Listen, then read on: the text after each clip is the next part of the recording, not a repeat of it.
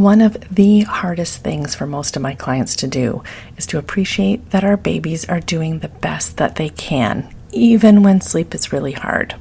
And one of the most important roles I feel I have as a sleep coach and occupational therapist is helping parents move from trying to control sleep to moving into supporting it. And that's why in this episode, which is a reboot of episode 4 of the Baby Sleep Connection podcast, I am exploring how understanding that developmental process is helpful in letting go of the expectations we have around how sleep should look, and why curiosity about what your baby needs and what's going to work best for your baby and for you trumps cookie cutter approaches every time. So enjoy this reboot of episode 4, and I'll catch you on the next episode. Welcome to the Baby Sleep Connection, a podcast that explores baby sleep and more through the lens of attachment and development. I'm your host, Heather Boyd. I'm a mom of 3, an occupational therapist, and a certified infant and family sleep specialist. If you are a tired parent who wants to support your baby's sleep holistically, keep listening as we delve into approaches that go well beyond the usual strategies of wake windows and bedtime routines. Your baby's sleep is connected with so much more. Welcome to the 4th episode of the Baby Sleep Connection. I'm so glad that you're here. We are talking about a doozy of a topic today called the hardest thing I will ever ask you to do. Now, what is this most difficult thing at a time in your parenting when probably everything feels a little bit difficult? And the hardest thing I will ever ask you to do, if I am your sleep coach, or even through the advice and perspectives I give on this podcast, is to trust the process. Now, I know for many of you who are exhausted, you're like, Heather, I just want you to tell me what to do. I want you to tell me how I'm supposed to manage these nap strikes or these 2-hour wake periods in the middle of the night when I just have no idea why my baby's waking up. Can you just not make me do anything? Like, just tell me what to do and let's move on.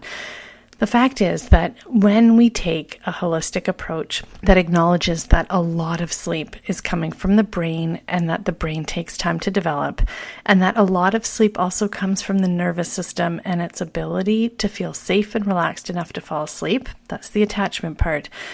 Trusting the process involves 2 main things. And the first is to trust that your baby is doing the best that they can right now. They aren't trying to make this difficult. If they are cranky and upset, you can bet that they don't want to be cranky and upset, but that they don't know how to settle themselves. And so when we trust the process of infant development and sleep development, what I'm asking you to do is trust that your baby is doing what they can at the stage of development that they're in. And here's the thing that I find really helpful from a perspective point of view, and that is that babies haven't changed in like millions of years. They're doing today what babies have always done. They need today what babies have always needed to be able to thrive and grow.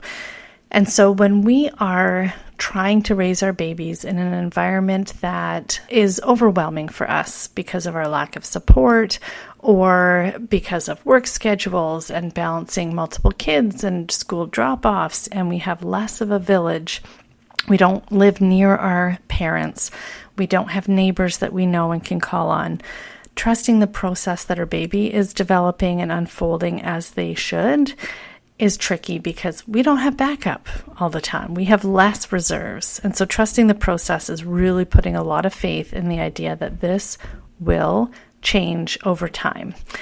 I can bring up a parallel example in looking at what I am learning about being on a podcast and running a podcast. We are just getting off of Easter weekend, so the kids have had downtime, more time at home, more sugar and chocolate, and a bit of a disruption in routine. And then last week, all the kids were sick. I know we're following up illness with chocolate, but we're managing that as best we can. It's progress, not perfection, right?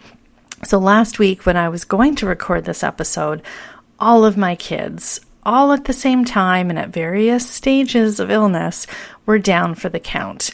And I was on squeezed orange juice duty, I was on water duty, I was on temperature management and temperature checking duty. And so I was feeling a little bit behind schedule in getting this whole podcast episode done.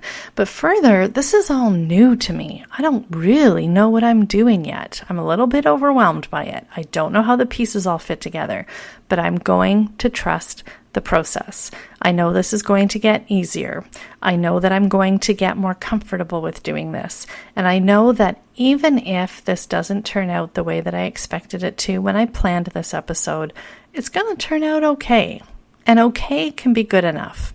And so when we're looking at trusting our babies, trusting the process, it really is about trusting our babies and knowing that they are doing what babies have always done in terms of the needs, and that our job isn't to change that need, it's to meet that need. But there's another layer to trusting the process, and that's for any of you who have worked with me, will work with me in the future, or are following this podcast to understand more about what to actually do. And that process is about trusting the process of being coached in understanding your baby's sleep better, in understanding your baby's needs and stage of development better, and knowing that this is not, when you take a holistic approach, a cookie cutter approach. Now, I remember when my second was starting to hit a stage where sleep was a challenge, and we'd already been through the gamut with our first. So when my second started not sleeping as well as he had, I got really worried that I had to figure out really quick how we were going to manage sleep and make it not feel as awful as it was the first time round. Like, how can I learn enough and do the right thing around sleep routines, or how I help him fall asleep that's going to make this a lot easier the second time around? And the fact is, I was looking for someone to tell me what to do while simultaneously knowing that my kiddo was, despite all the other things he has in common with babies through the millions of years of evolution, he was going to have unique needs that I was in charge of figuring out as best I can. And that meant, even though I wanted someone to just tell me what to do so we could get to easier sleep, I also knew that that was nonsensical, that it didn't make sense to go pursue something that was a cookie cutter approach to be able to get better sleep. And yet, perhaps like you, I was feeling desperate enough to look for that cookie cutter solution. It was not very far into a consult with a sleep coach that I just thought, this just feels ridiculous, because they don't know my baby and they're telling me what to do in terms of not responding to my baby, or changing the way I was responding to my baby, not because it was going to meet my baby's need better, but because it would result in my baby not signaling to me as often that he needed support to fall asleep. So it would look like he was more independent. It would feel like he was more independent. I would probably get better sleep, at least in the short run, but he, if we were to measure sleep, and we know this by the research on sleep, when we measure it with sleep training, that his sleep wouldn't likely change very dramatically at all. And that's a hard pill to swallow when you are desperate for better sleep, is to trust this process, that the real guidance that you may be looking for as a responsive parent, as a parent who is aware that your baby's brain is developing and it needs time and it needs nurturing to do that, is to trust that this is a process of discovery with a holistic oriented attachment-based sleep coach. This discovery means that we are learning together what it is that your baby needs in terms of sleep, in terms of environment, in terms of the way that you support your baby to fall asleep. All of these things require curiosity to figure out what is it that they need to make this all feel a little bit easier. And just as importantly, because maybe your baby is doing just fine. I've had parents that I've worked with in coaching that say, my baby actually seems to be doing quite well with how things are going, but I'm not. I am burnt out. I am not getting enough sleep. I am worried about how things are unfolding. In which case, part of the process is to figure out, how can we find a way that still meets your baby's needs while also meeting your own. Now that gets decidedly easier the older your baby gets, in part because as a newborn, their needs are raw and on the surface, and there's really not a lot of wiggle room around when and how you're going to answer that need. But the older they get, the more adaptable their routine is, the more wiggle room there is in terms of when they go to sleep and what the ideal conditions are for them. So there is a little bit of a loosening up of the process as your baby gets older. And that might be reassuring for those of you in the early days that are trying to figure out how is it that we even get to this point, this elusive tip of Mount Everest achievement of getting to that point of independent sleep. But I have a few other thoughts on this matter in terms of how to trust the process and what it all means. I can't remember where I heard this concept. I don't know whether it was from Gordon Neufeld, whose materials I rely on heavily, or whether it was elsewhere. But I heard at some point this concept that your baby, when they are born, is more in alignment with their innate needs than they will ever be at any future time. And at any point in your baby's life, if they're 3 months old or a year old, chances are at that point in time, they are more in alignment with their innate needs than they will ever be at any future time. And that's because when babies are born, they haven't received the manual on what they should or shouldn't do. They haven't learned what any expectations are. They don't even have circadian rhythm. And so they are working purely from a physiological, biological basis, raw and unfiltered. Meanwhile, however, you are not working raw and unfiltered. You might feel raw, with emotions, with overwhelm, with fatigue, with the dry eyes that come from exhaustion and interrupted sleep. But you are also working through the filter of years and years and years of messaging around what this should look like, what your job is in supporting sleep or fixing sleep, and all these pieces that end up layering on a whole bunch of filters and stories onto how you're addressing your baby's need. Meanwhile, they're just raw, unfiltered, pure need that needs to be met. That, again, they haven't read the manual. They don't know what they are, quote unquote, supposed to do. I think it speaks again to this value of understanding that getting responsive sleep support means that there is no fixed schedule or set of strategies that are going to be ideal for your baby. And so trusting the process is about looking at what is it that your unique baby needs, what is it that we can expect of sleep development at this stage, and what is it that we can do to make this easier for you right now without letting go of or giving up this idea that these needs of your baby is there to be met, not changed. Now, in the last solo episode I did, or 2 episodes ago, we were talking about cry it out versus ride it out, and that there really was this third choice about understanding your baby better and understanding sleep development better so that you can find a better way through to easier sleep, less anxiety or worry about whether there's a sleep problem to solve. It comes down to an idea that difficult does not mean broken. These early months and years of parenthood, there is no doubt about it, it is difficult. It's part of why when I'm coaching families, whether it's in my group program or whether it's one-on-one, it's about looking for a way to reframe that this isn't necessarily a broken situation. There may not be anything to fix. Now, if there is, we explore it. And in my coaching program, we go through modules that look at the common health issues that could be interfering with sleep. What is it that causes interrupted sleep? What are the usual suspects? And are these suspects things that we have control over or that we simply support and shore up while your baby develops? Difficult does not mean broken. It goes back to what I said at the beginning of this recording of this episode, and that is to trust your baby. Trust that they are doing the best they can and they're doing what babies ought to do.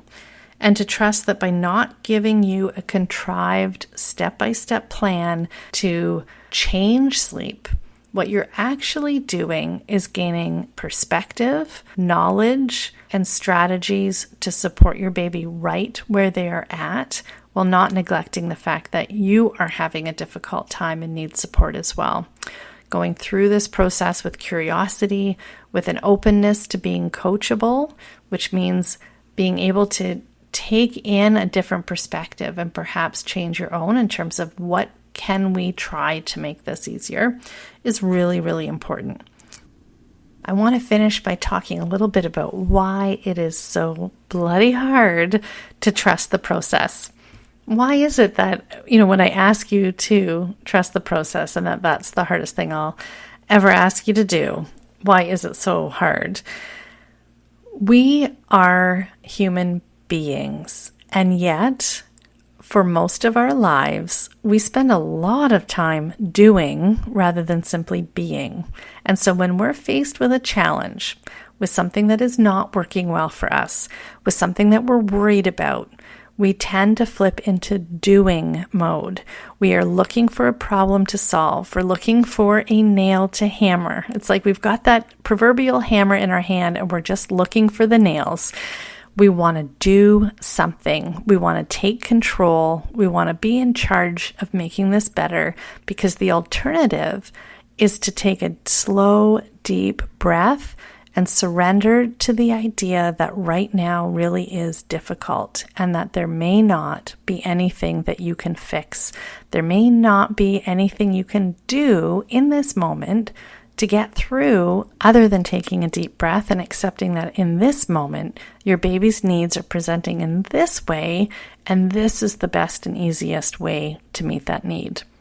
Because we are so inclined to want to take control and take action and do, just being can be very difficult, and just trusting the process and knowing that, and I've said this to clients in my coaching program, that whatever is happening tonight, sometimes there really are sleep emergencies. So I'm not talking about cases of sleep emergencies, but for the vast majority of situations, tonight is not a sleep emergency.